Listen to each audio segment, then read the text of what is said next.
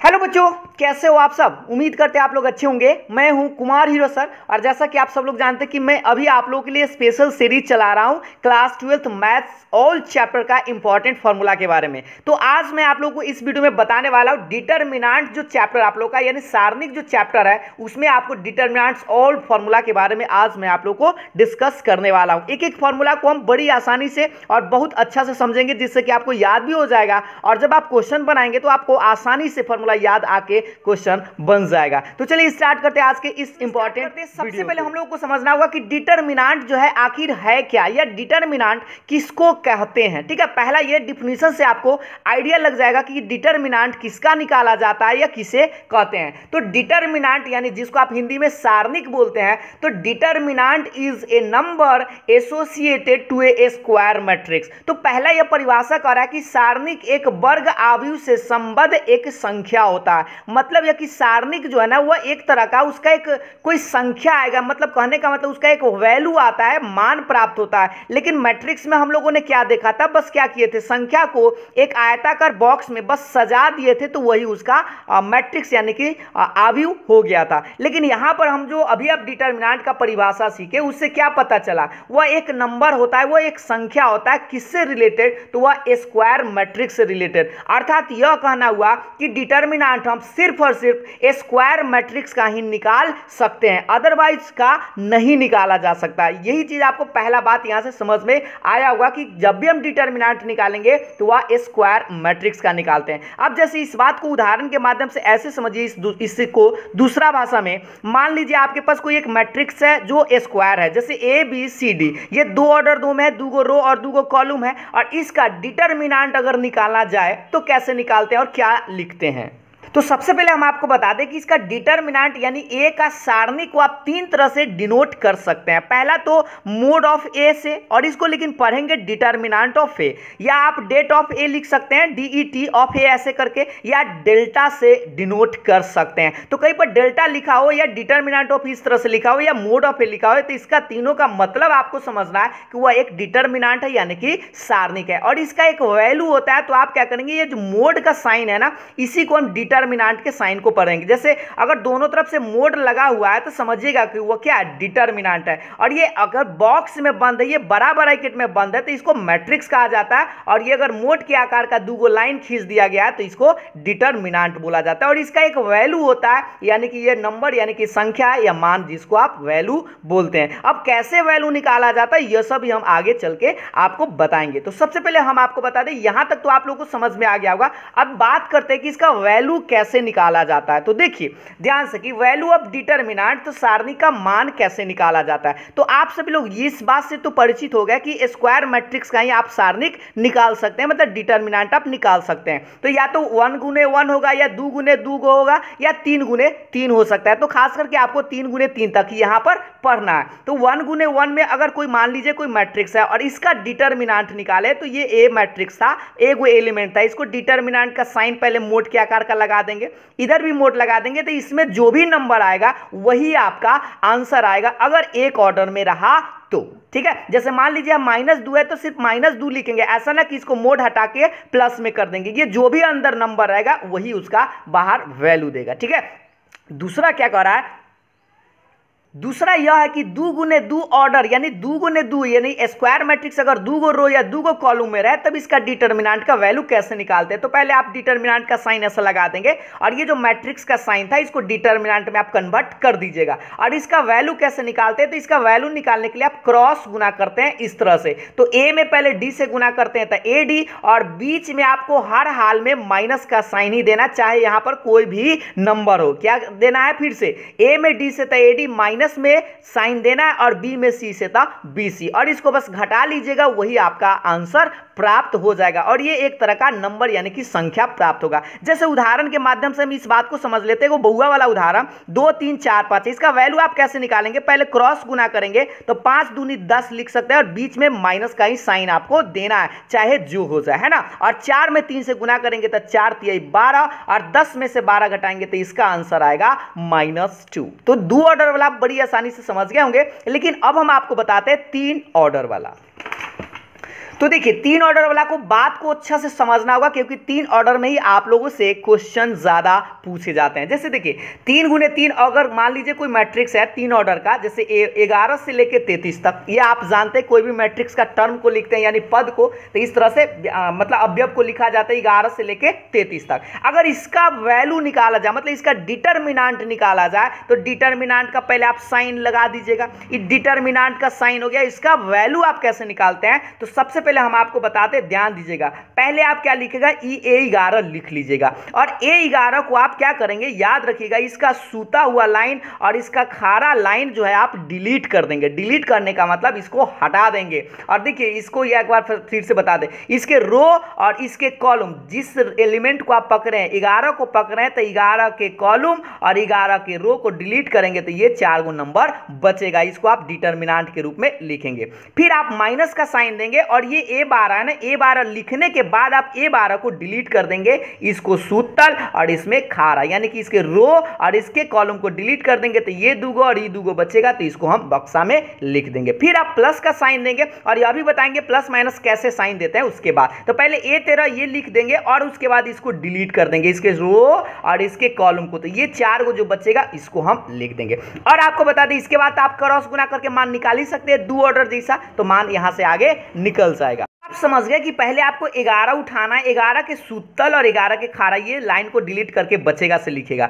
ऐसे आप यहां पर ये जो साइन लिखा गया ना, इस साइन को आप फॉलो करके किसी भी रो या किसी भी कॉलम से आप एक्सपेंड करके आप इसका आंसर निकाल सकते हैं। तो आप जनरली 6 तरीका से इसका आंसर निकाल सकते हैं। अगर पहला रो से आप निकालना चाहते हैं तो इस साइन का फॉलो करेंगे, पहला प्लस, फिर माइनस और फिर प्लस करके। और मान लीजिए कोई स्टूडेंट दूसरा रो से निकालना चाहता है तो पहले माइनस लिखेगा, फिर प्लस लिखेगा और फिर माइनस लिखेगा। और अगर कोई तीसरा रो से करना चाहे तो प्लस माइनस और तब प्लस करके बनाएगा। और उसी तरह से इसको डिलीट करेगा, जिस रो में पड़ेगा और जिस कॉलम में पड़ेगा उसको डिलीट करने के बाद जो बचेगा उसको लिख देना है, ठीक है। और ये बात तो आप साइन याद रखिए, एक बार प्लस एक बार minus, plus minus plus minus plus minus plus alternate करके। और ये आपको एडजॉइंट अब निकाला जाएगा ना, उस टाइम आपको ये काम ज्यादा करेगा। 2 ऑर्डर में भी अगर आपको एडजॉइंट निकालने की जरूरत पड़े तो प्लस माइनस फिर माइनस और प्लस करके याद रखिएगा। और ये तीसरा जो आप लोगों को बताया, इस पर एग्जांपल भी हम आपको एगो देंगे, ठीक है। जैसे मान लीजिए ये इसका वैल्यू अगर निकालने की बात करें, जब कोई भी अगर एक डिटरमिनेंट हो जिसमें 2 गो जीरो आपको दिखाई दे, क्या वो जीरो दिखाई दे,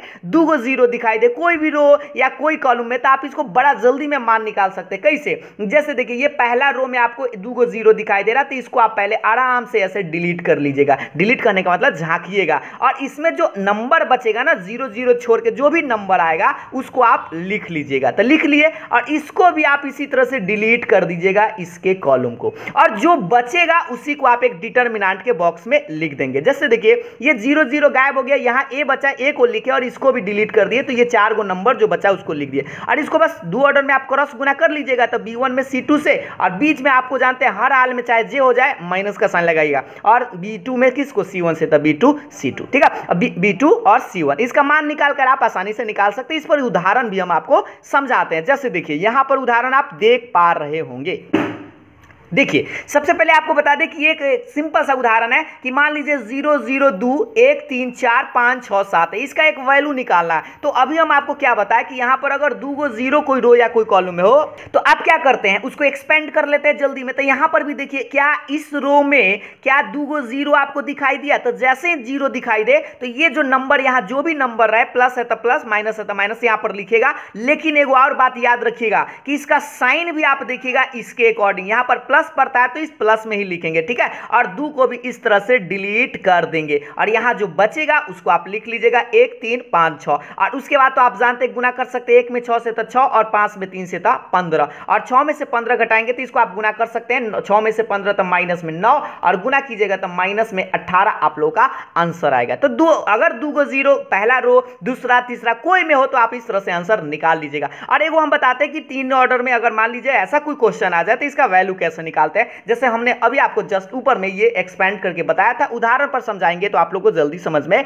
आ जाएगा। तो देखिए ये आपको बता दें कि इसको एक को पहले लिखेंगे और एक के सूतल लाइन और एक के खारा लाइन ऐसे करके डिलीट कर देंगे, तो ये 4 गो बचेगा, 1 2 3 5। फिर माइनस का साइन देंगे इसके अकॉर्डिंग टू, और नीचे कर लेते दिखाई देगा ये माइनस, और फिर 2 को लिखेंगे। 2 को लिखने के बाद 2 को डिलीट ऐसे रो और कॉलम डिलीट कर देंगे, तो 4 2 0 5 बचेगा। फिर आप प्लस का साइन देके 3 लिखेंगे, 3 को भी डिलीट कर देंगे सूतल खारा, 3 लिखने के बाद इसको डिलीट कीजिएगा, तो 4 1 0 3। अब इसका मान निकालिए, 5 में 1 से था 5, 3 दूनी 6, बीच में माइनस का साइन देना ही देना है। 4 5 20 और 0 में 2 से था 0, 4 3 12, 0 में 1 से था 0। अब 5 में से 6 घटाएंगे तो -1, 20 में से 0 तब 20 और 12 में 0 तब 12 ही रहेगा। गुना कर लीजिए, ये माइनस में 1 और 20 दूनी 40 माइनस में, और 12 3 36, 36 के 36 रहने दीजिए, और -1 में से 40 घटाना, दोनों माइनस में ये तो -41, और 36 में से 41 घटाइएगा तो माइनस में 5 आपका आंसर आएगा। यहां तक आप लोगों ने बहुत अच्छा से समझ लिया होगा कि 2 ऑर्डर में, 3 ऑर्डर में और 1 ऑर्डर में रहे तो कैसे आप डिटर्मिनेंट का वैल्यू निकालते हैं।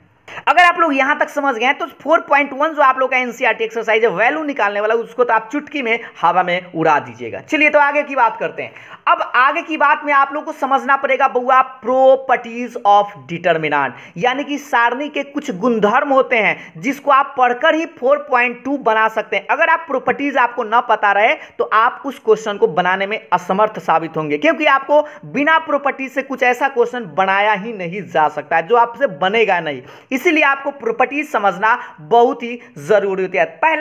पहला जो आप लोग का प्रॉपर्टीज है, ध्यान पूर्वक आप सभी लोग देखेंगे कि if the rows and column of a determinant are interchange the value of remains to be the same. मतलब यह कि किसी सारणी का मान इसकी पंक्तियों और स्तंभों के परस्पर परिवर्तित करने पर अपरिवर्तित रहता है। यह कहने का मतलब इतना ही इसका बात है कि अगर कोई डिटर्मिनेंट आपको दिखाई देता है और इसके प्रत्येक रो को अगर आप कॉलम में बांट देते हैं, मतलब कॉलम में बदल देते हैं, तो उसके मान में कोई परिवर्तन नहीं होता है। इसको ऐसे समझते हैं, जैसे ये देखिए, ये रो में लिखा हुआ था, इसको हमने क्या किया, कॉलम में लिख दिया। ये जो रो में लिखा हुआ था इसको हमने कॉलम में लिख दिया। ये जो रो में लिखा हुआ था इसको भी हमने क्या किया, कॉलम में लिख दिया। तो क्या होगा, इसका मान और इसका मान सेम ही आएगा। ये पहला प्रॉपर्टीज का कहना है। यानी कि कोई डिटर्मिनेंट का अगर आप डैश कर देते हैं, रो को कॉलम में बदल देते हैं, तो उससे कोई मान में परिवर्तन नहीं होता है। इस बात को उदाहरण के माध्यम से समझने का हम लोग प्रयास करते हैं। जैसे मान लीजिए एक डिटर्मिनेंट है और इसका वैल्यू में हम क्या किए, हमने क्या किया, इस रो को ना आप कॉलम में चेंज कर दिए। बहुआ से ध्यान दीजिएगा, ये जो आपको दिखाई दे रहा है रो में, इसको हम ऐसे कर दिए। देखिए तो ऐसे लिख दिए, तो गौर से देखिए 2 3 4 था, 2 3 4 ऐसे कर दिए। ये 5 1 2 था, इसको लिख दिए 5 1 2, कॉलम में बदल रहे हैं। ये 0 3 5 था, 0 3 5 कर दिए। तो इसका आंसर और इसका आंसर दोनों का सेम आएगा ही आएगा। ये आप चेक करके जरूर इसको बनाइएगा। इसको आप वैल्यू निकालिएगा, फिर इसका वैल्यू निकालिएगा, दोनों का वैल्यू बराबर आएगा ही आएगा। कैसे वैल्यू निकालना है अभी हम आपको जस्ट इधर बताए ना। इस वैल्यू को निकालने के लिए आप उसको प्रैक्टिस भी आप लोग का हो जाएगा। तो ये पहला प्रॉपर्टीज था कि अगर आप कोई डिटर्मिनेंट के रो को कॉलम में परिवर्तित कर देते हैं तो उसके मान में कोई परिवर्तन नहीं होता है। दूसरा प्रॉपर्टीज देखेंगे। दूसरा प्रॉपर्टीज बहुआ क्या कह रहा है, ध्यान पूर्वक समझने का आप लोग प्रयास करेंगे। दूसरा प्रॉपर्टीज कह रहा है कि if any two rows or columns of a determinant are interchanged then sign of determinant is changed। मतलब समझिएगा कि यदि किसी सारणी की कोई दूगो पंक्ति या स्तंभ को परस्पर परिवर्तित कर दिया जाए तो इसका साइन परिवर्तित हो जाता है। अब इस बात को समझने का प्रयास करते हैं। जैसे मान लीजिए ये आपके पास एक डिटर्मिनेंट है और इसमें कोई दूगो रो या कोई दूगो कॉलम को आपस में इंटरचेंज कर देते हैं तो उसके वैल्यू में परिवर्तन नहीं होगा, लेकिन किसमें परिवर्तन हो जाएगा, तो साइन में परिवर्तन हो जाएगा। जैसे इस बात को समझते हैं, जैसे मान लीजिए हमने क्या किया, यहां देखिए R1 और R3 को इंटरचेंज कर दिया। ये इंटरचेंज का साइन है। तो हमने क्या किया, ये आपको R1 दिखाई दे रहा है और ये R3 है, तो इसको आपस में अदला बदली कर दिए। तो अदला बदली करने का मतलब C1 C2 जो नीचे था ऊपर चला गया, C1 C2 C3, और ये जो ऊपर था वो था सबसे नीचे चला है। इसको आपस में अदला बदली किया था, ऐसा बीच वाला तो बेचारा जस के तस रहेगा। फिर भी इसका मान तो ना बदलेगा लेकिन इसका साइन बदल जाएगा। मान लीजिए इसका मान 50 आ रहा था तो इसका मान -50 आएगा, माइनस में आएगा। लेकिन इसी का मान माइनस पे 50 आ रहा था तो अब इसका प्लस में आएगा, साइन चेंज हो जाएगा। उदाहरण के माध्यम से इस बात को हम लोग समझने का प्रयास करते हैं। जैसे 2 3 4 5 एक छोटा सा आप लोग के पास दो ऑर्डर का एक डिटर्मिनेंट था। हमने क्या किया, इस रो को और इस रो को आपस में इंटरचेंज कर दिया, तो 4 5 ऊपर चला गया, 2 3 नीचे आ गया। अब इसका वैल्यू अगर आप निकाल के चेक करेंगे ना तो 5 दूनी 10 माइनस 4 तिये 12 माइनस में 2 आया। इसका वैल्यू अगर आप चेक करेंगे तो 4 तिये 12 माइनस में 10 यानी कि 2 आया। और सोचिए इस दोनों में क्या परिवर्तन हो गया, माइनस का परिवर्तन हो गया, इसीलिए हम इसमें माइनस लगा देते हैं, तो दोनों भाईजू बराबर रहेगा। तो बस याद रखिएगा, कोई दूगो रो या कोई दूगो कॉलम को आपस में इंटरचेंज करते हैं तो उसका वैल्यू नहीं बदलता, बदल जाता है तो साइन। ठीक है, यानी कि ये तो आप समझ गए होंगे। उसी तरह से उदाहरण एक और देख लीजिए।